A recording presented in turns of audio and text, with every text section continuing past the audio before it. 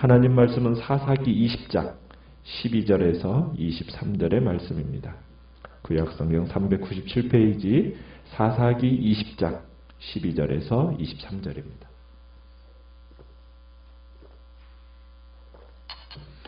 사사기 20장 12절입니다. 이스라엘 지파들이 베냐민 온 지파의 사람들을 보내어 두루 다니며 이르기를 너희 중에서 생긴 이 악행이 어찌 됨이냐?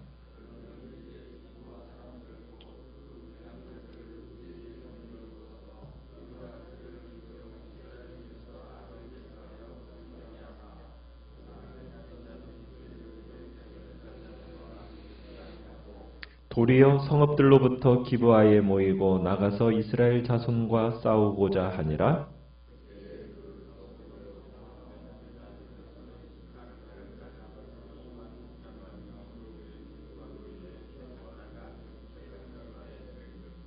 이 모든 백성 중에서 택한 700명은 다 윈손잡이라 물매로 돌을 던지면 조금도 틀림이 없는 자들이더라.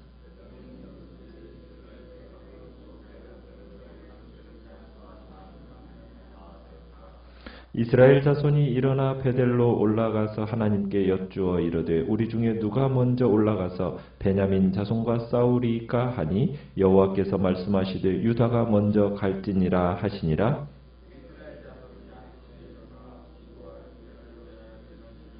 이스라엘 사람이 나가 베냐민과 싸우려고 전열을 갖추고 기브아에서 그들과 싸우고자 하매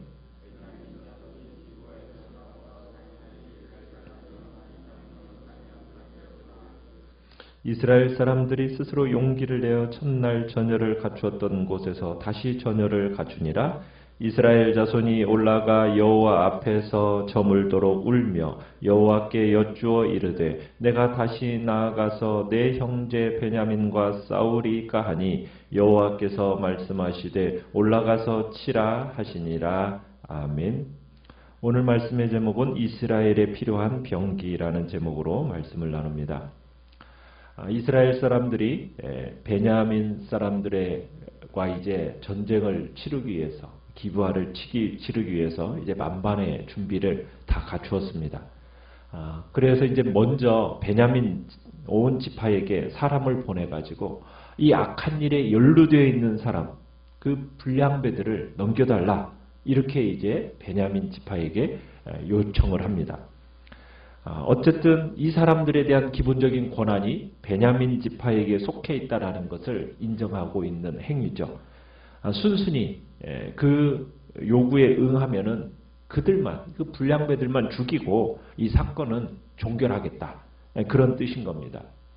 어떻게 보면 숫자적으로 압도적인 강자가 약자에게 베푸는 어떻게 보면 최후의 선처라고 이야기할 수가 있겠죠. 자, 그런데 이 베냐민 사람들은 이스라엘의 요구에 어떻게 응하고 있습니까? 그들의 요구에 불량배들을 내놓지 않고 도리어 싸울 준비를 합니다. 베냐민 사람들은 도리어 각 성읍에서 기브아의 사람들을 모으고 그리고는 이스라엘 자손들과 싸울 태세를 갖추기 시작하는 거예요.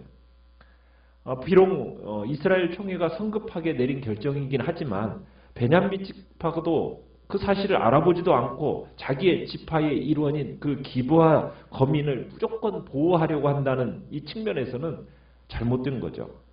게다가 이스라엘 총회와 전쟁에 나섰다라는 것 자체는 도가 지나쳤다라고 할 수가 있습니다. 공격에 나선 이스라엘의 총회의 수가 지금 몇 명입니까? 40만 명이에요. 40만 명. 그래서 그에 비해서 이제 이스라엘과 대항해서 지금 싸우려고 모인 베냐민 사람의 수는 몇 명이라고 얘기하고 있습니까? 15절에 보니까 2만 6천 명에다가 그 다음에 기브아 거민 주민 중에서는 택한 자 700명이라고 하죠. 근데 이 700명에 대해서는 16절에 뭐라고 이야기를 하고 있느냐면 물매로 돌을 던져서 머리카락 한 올도 빗나가지 않고 맞추는 윈손제비들이다 이렇게 표현을 하고 있습니다. 그러니까 베냐민 이 기브아 사람들은 굉장히 정교한 손놀림을 가진 700명의 군대가 있었다라는 거죠. 그래도 여러분 이 700명하고 26,000명하고 합쳐봐야 얼마가 됩니까? 26,700명이에요.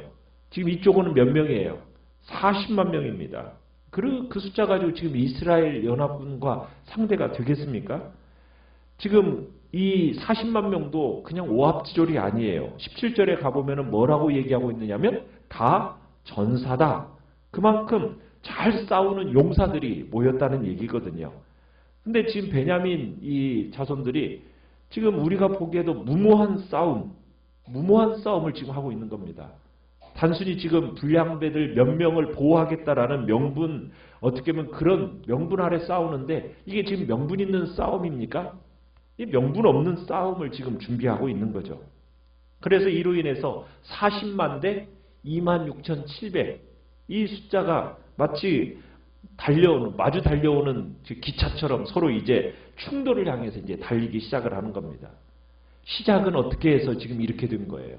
한 레위인의 첩의 죽음으로 인해서 지금 이스라엘 안에 엄청난 내전이 불가피하게 된 겁니다. 참 이상하죠.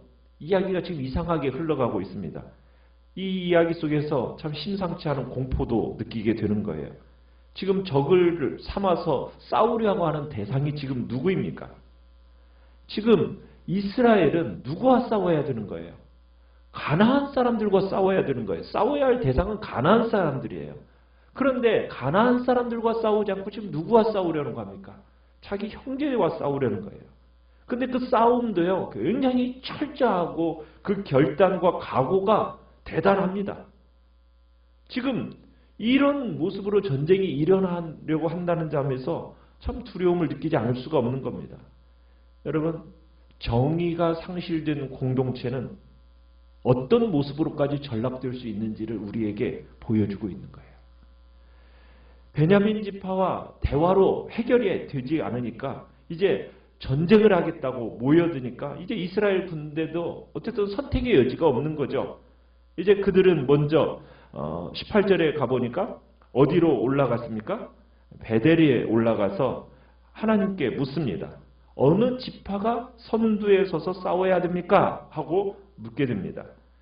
지금 이스라엘 총회의 이 40만 군대는 베냐민 지파와의 이 싸움을 전쟁이 정당하다라고 생각을 하는 거예요.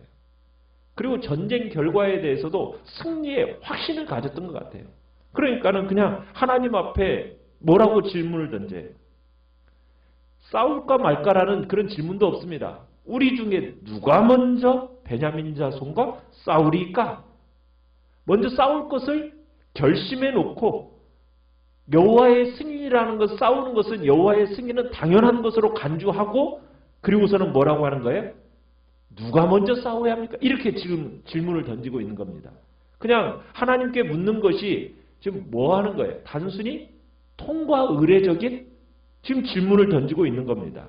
치러 올라가는 것, 전제하에서 선봉에 누가 설 것인가? 이걸 묻고 있는 거죠. 그러니까 전쟁의 결정은 지금 누가 한 거예요? 하나님이 한 겁니까? 이스라엘이 한 겁니까? 그죠? 이 전쟁의 결정은 이스라엘이 해놓고 하나님께서 결정하신 전쟁이 아니에요. 그런데 놀라운 것은 어쨌든 하나님께서 응답을 하셨다라는 거예요. 이 질문에 대해서 하나님은 어떻게 응답해 주셨어요? 누가 먼저 올라가래요? 18절에 보니까 유다가 먼저 올라가라 지시를 하십니다. 자, 그런데 승리에 대한 약속은 있습니까? 없습니까? 하나님의 응답의 승리에 대한 약속은 없어요. 참, 왜 유다가 그러면 앞장서야 되었느냐? 이스라엘에 있어서 가장 크고 영향력이 있는 지파는 유다 지파입니다. 그뿐만 아니라 기브아에 사는 베냐민 사람들에게 희생된 여인이 어느 지파 사람입니까? 유다 지파 사람이에요. 베들레헴 사람이니까 유다 지파 사람입니다. 그래서 지금 유다 지파 보고 먼저 올라가라고 하나님이 얘기를 하셨어요. 자, 그런데 이 질문이요, 마치 어떤 질문과 똑같냐면 여러분 사사기 1장에서 시작되었던 그 일하고 너무 비슷해요. 1장에서도 사사기 1장에서도 하나님 앞에 누가 먼저 올라가서 싸우리까? 그때는 대상이 누구였죠? 가나안이었어요. 그랬는데 이 가나안을 대상으로 하는 싸움이 아니라 지금은 누구예요? 동족 베냐민이에요. 1장에서는 유다 지파에게 승리를 약속하셨지만 지금 여기에서는 승리의 약속은 없어요. 자, 이런 상황 속에서 이제 자신들의 막강한 병력을 앞세워서 전쟁에 이제 나아갑니다. 아침에 일찍 이제 전쟁에 이제 나아가요. 자, 결과는 어떻게 되었죠? 21절에 보니까 결과는 의외의 결과가 나타났어요. 베냐민 사람들이 기브아에서 나와서 이스라엘군 몇 명을요? 22,000명의 희생자를 내고 베냐민 지파에게 참패를 당하고 만 겁니다. 그 베냐민 지파는 몇 명이에요? 지금 많아야 27,000명이잖아요. 아까 26,700명이라고 얘기했으니까. 그러니까 군인 한 명당 한 사람씩 쓰러뜨린 꼴이 된 겁니다. 자, 왜 이런 전투에 패배가 있게 되었을까? 지금 아까 말씀드렸지만 이 싸움은 누가 정한 싸움이죠? 하나님이 싸우라고 하신 전쟁입니까? 이스라엘이 싸우기로 한 전쟁입니까? 그러니까 이스라엘이 정하고 싸운 싸움이에요. 그러면서 하나님께 누가 먼저 올라가야 합니까? 이렇게 물은 거예요. 처음부터 어떻게 일을 처리해야 됩니까? 이렇게 묻지 않습니다. 이게 패인의 하나예요. 이스라엘은 하나님의 인도를 받을 만한 그런 관계에 있지 못했다라는 겁니다. 하나님께 물어봤다고는 하는데 이게 지금 하나님의 인도를 지금 받은 거냐? 그게 아니라는 거예요. 여러분, 하나님의 인도를 받는다라는 것은요, 평상시에 항상 하나님의 말씀에 의지하면서 그 하나님의 말씀의 인도를 받는 경험이 있어야 됩니다. 평상시에 그렇게 하나님의 말씀 앞에서 경험되어져 가는 그 삶 속에서 하나님의 인도가 있는 거예요. 그런데 그런 경험, 그런 거 없이 갑자기 무슨 일이 하나 딱 생기면은 그때 가서야 하나님의 인도를 받겠다라고 여러분 그렇게 하는 것은 그럼 온당치 못한 거예요. 우리는 항상 늘 하나님의 관계에서 나 자신이 종이라는 사실을 항상 인식하면서 살아가야 하나님의 인도를 제대로 받는 겁니다. 그런데 이스라엘 백성은 지금 자신들이 종이라는 생각이 없어요. 미리 자기들이 다 결정해 놓고 하나님의 인도를 받겠다라는 그런 식의 태도는 이것은 의미 없는 인도라는 거예요. 모든 계획은 이미 자기가 다 짜놨죠.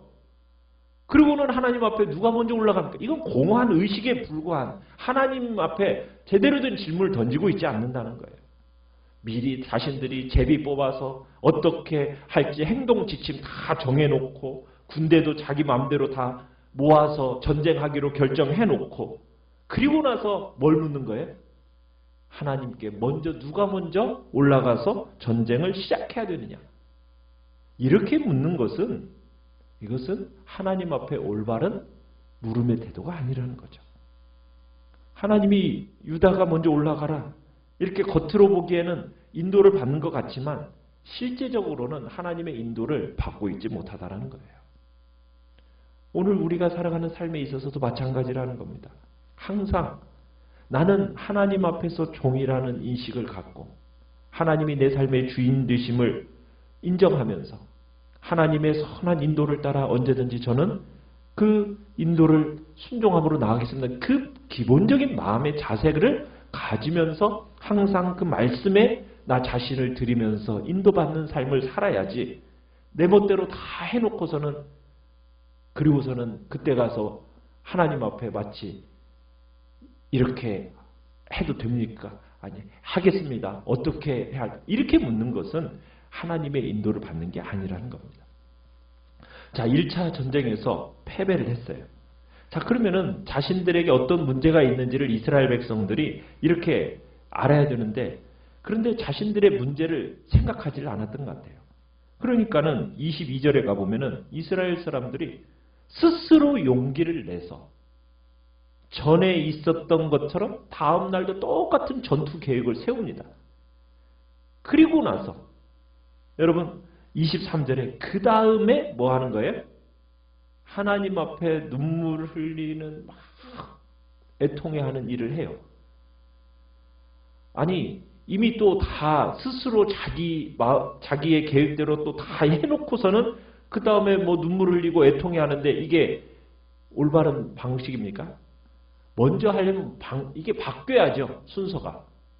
하나님 앞에 먼저 통회하고 회개하고 이게 제대로 된 전쟁인지에 대해서 스스로 하나님 앞에 회개한 다음에 물어야 되는데 이게 방법이 순서가 바뀐 거예요.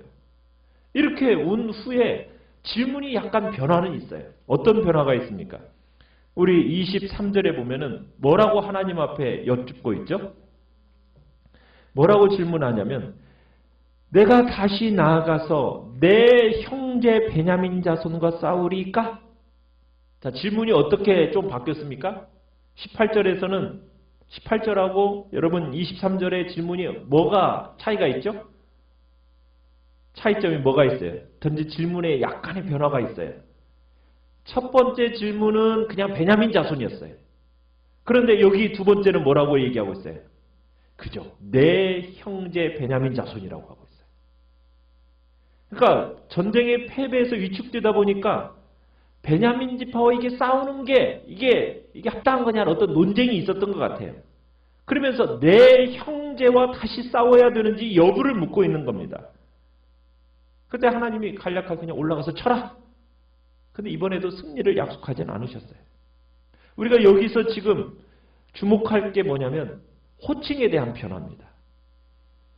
단순히 베냐민 자손이라고 했다가 두 번째 질문에서는 내 형제 베냐민 자손이라고 부르고 있다는 거예요.